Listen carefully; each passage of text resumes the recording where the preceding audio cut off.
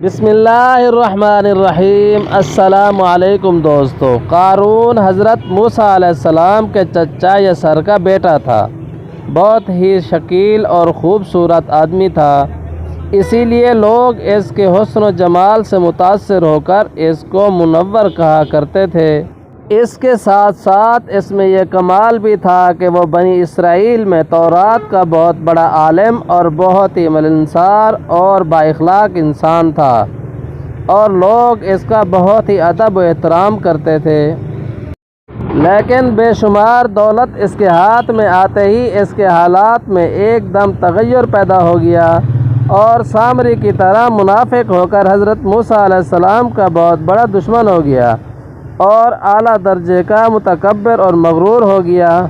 جب زکوٰۃ کا حکم نازل ہوا تو اس نے حضرت موسیٰ علیہ السلام کے روبرو یہ عہد کیا کہ وہ اپنے تمام مالوں میں سے 1000واں حصہ زکوٰۃ نکالے گا، مگر جب اس نے مالوں کا حساب لگایا تو ایک بہت بڑی رقم زکوٰۃ کی نکلی۔ یہ دیکھ کر اس پر ایک دم حرص و بخل کا بھوت سوار ہو گیا، اور نہ صرف زکوٰۃ کا منکر ہو گیا بلکہ عام طور پر بنی اسرائیل کو بہکانے لگا کہ حضرت موسیٰ علیہ السلام اس بہانے تمہارے مالوں کو لے لینا چاہتے ہیں۔ یہاں تک کہ حضرت موسیٰ علیہ السلام سے لوگوں کو برگشتہ کرنے کے لیے اس خبیث نے یہ گندی اور گھنونی چال چلی کہ ایک عورت کو بہت زیادہ مال و دولت دے کر آمادہ کر لیا کہ وہ آپ پر بدکاری کا الزام لگائے۔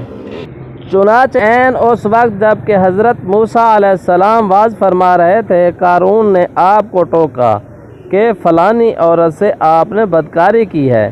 حضرت موسیٰ علیہ السلام نے فرمایا کہ اس عورت کو میرے سامنے لاؤ۔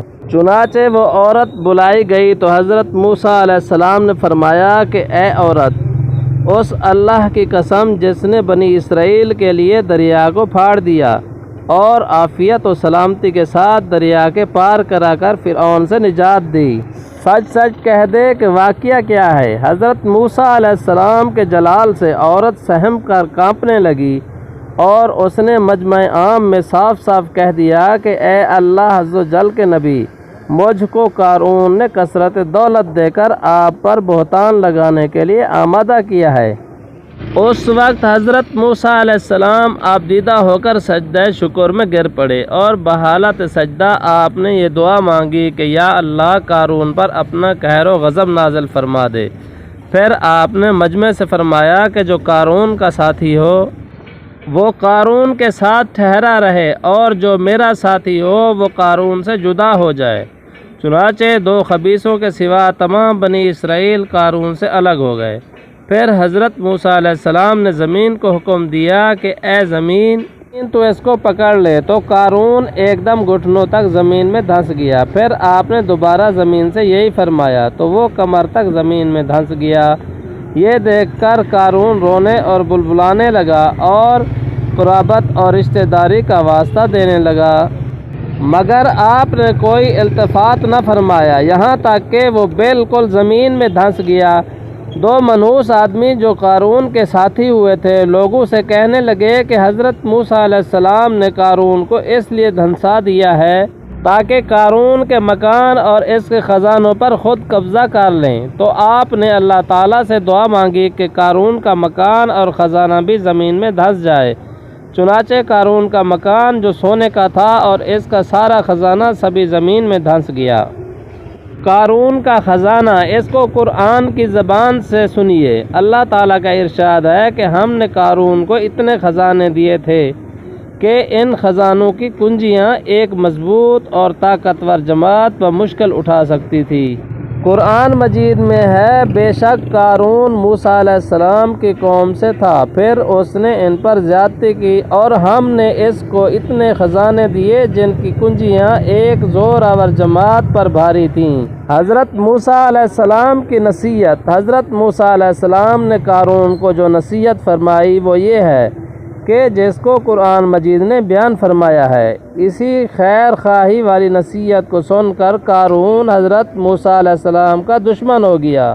غور کیجئے کہ کتنی مخلصانہ اور کس قدر پیاری نصیحت ہے جو حضرت موسیٰ علیہ السلام کے ساتھ ساتھ ساری قوم قارون کو سناتی رہی کہ جس کا ترجمہ یہ ہے، جب اس سے اس کی قوم نے کہا اترا نہیں، بے شک اللہ اترانے والوں کو دوست نہیں رکھتا، اور جو مال تجھے اللہ نے دیا ہے اس سے آخرت کا گھر طلب کر اور دنیا میں اپنا حصہ نہ بھول، اور احسان کر جیسا اللہ نے تجھ پر احسان کیا، اور زمین میں فساد نہ کر۔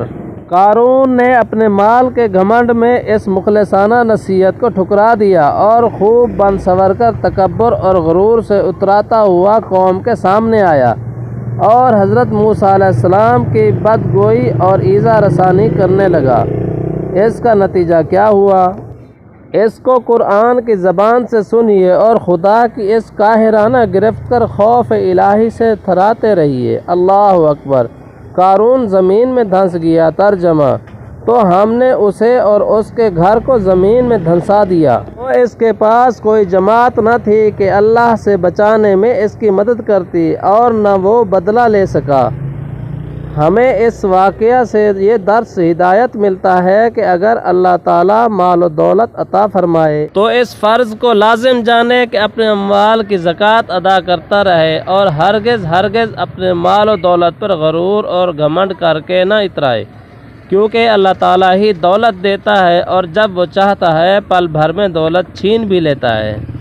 ہر وقت اس کا دھیان رکھتے ہوئے تواضع اور انکساری کی عادت رکھے، اور ہرگز کبھی انبیاء، اولیاء، صالحین کی ایذا رسانی اور دیدہ گوئی نہ کرے کہ ان مقبولان بارگاہ الہی کی دعا اور بد دعا سے وہ ہو جایا کرتا ہے جس کا لوگ تصور اور خیال بھی نہیں